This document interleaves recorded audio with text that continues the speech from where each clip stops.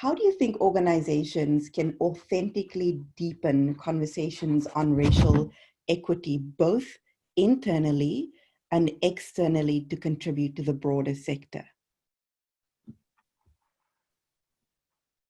I think this is probably an easy question. I feel like hiring more Black people, hiring more Black women in positions of leadership, being intentional about that, is the thing to do. Because what we've seen is institutions, did our host leave? Oh no, okay. What we've seen is institutions who are doing things that the optics are there, giving people Juneteenth off, recognize in the US, recognizing in Europe that there's poverty porn has been used in certain ways, recognizing on the continent that inequitable pay scales are something to address. But now it's like moving towards action. I don't think any of these institutions that are inherently racist and honestly and anti-Black in a lot of ways will be able to move forward authentically without Black people in positions of leadership.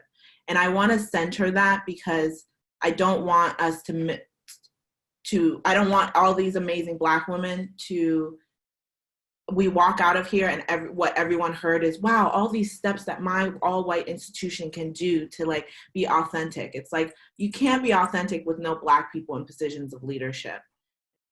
And so until you get Black people and people of color and people who represent the communities you say you're in service of in positions of leadership, I want to know from the sisters on this call and my co-panelists, can we ever actually anyone be authentic if your leadership doesn't represent the communities you say you're in service of and that you care about and that you love?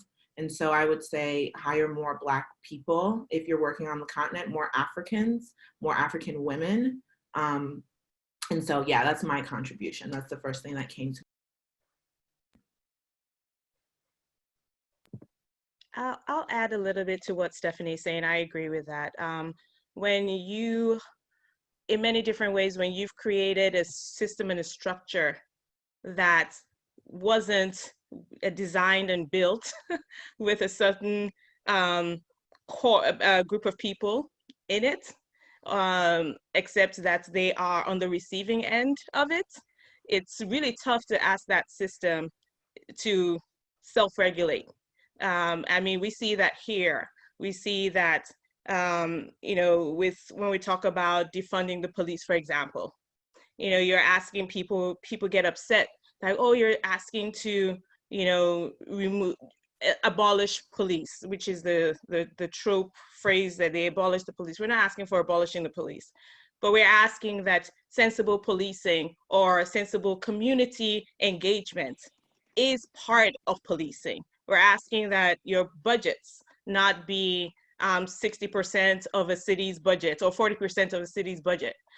That right there shows you that there's a big problem when you think that law and order is more important than community input, community advocacy, community, or even police officers coming from the communities that they patrol and police.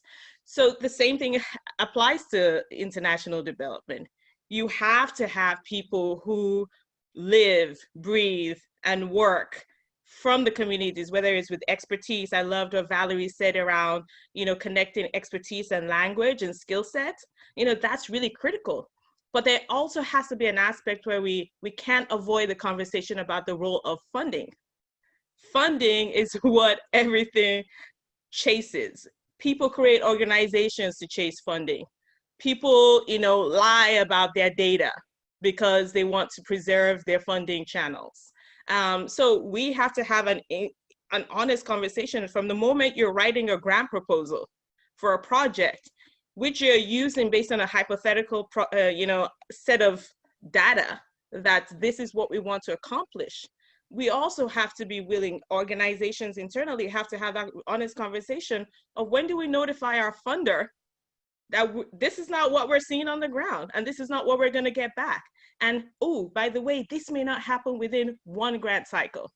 So we may not be able to meet the metrics that we've set when we were thinking through this idea, without the fear that if we don't meet these metrics that we thought we could, then we'll be penalized, that we may not receive additional funding. Because again, it goes back to this concept of, you know, the Black and brown bodies are generating money for you. And that's, if we want to skim in, you know, basic, bring it down to the basics, it's about money. A whole sector, a whole group of people are basically building and growing and implementing off the bodies of Black and brown people. So we have to be able to challenge those funding sources to say, this is not how it works. And they have to be willing to say, okay, how can we adjust for the unknowns? How can we adjust so that the goals that they set, they will actually be able to meet? Otherwise, we're just kidding ourselves. It's all about just, you know, filling out grant proposals. It's all about just giving reporting, but nothing on the ground is really working. Can I add just two very quick points to what they've said, which is I completely agree with. One is admitting that it is racist. I think we're still, there's spaces where we're still not admitting that. And I think this whole guilt and what does that mean for funding if we admit, I think the world is racist. These institutions in the sector is racist. Once that is clear, then we can say, admitting that makes you able to look at all of it with honesty and say, how do we fix it? It doesn't mean every individual person is bad. It means just understanding this is what the system is, first thing. And then the second thing, in line with hiring more Black people in leadership, we're not looking at boards enough. All organizations have boards. And a lot of time, the visible minorities that people hire are in leadership positions. But when we get back to funding, the funding decisions are oftentimes made or signed off at the board level. And many of the organizations that, the big ones, the small ones that we look at, the boards are really not diverse. And when they are diverse, that work of just accepting where the world is starts at that level. And then it gives permission to even the leadership, even if your CEO is a Black woman, to actually be able to run this organization with authenticity and being herself, not feeling like she has to fight all the time with not only her board, but even people in her own leadership team. I agree with all of that. And I love what Stephanie said, that, you know, you have to start by hiring more Black people before you can, and then move on to the conversation about how do we do it authentically. And just show me the feminist organization led by all men. It doesn't exist.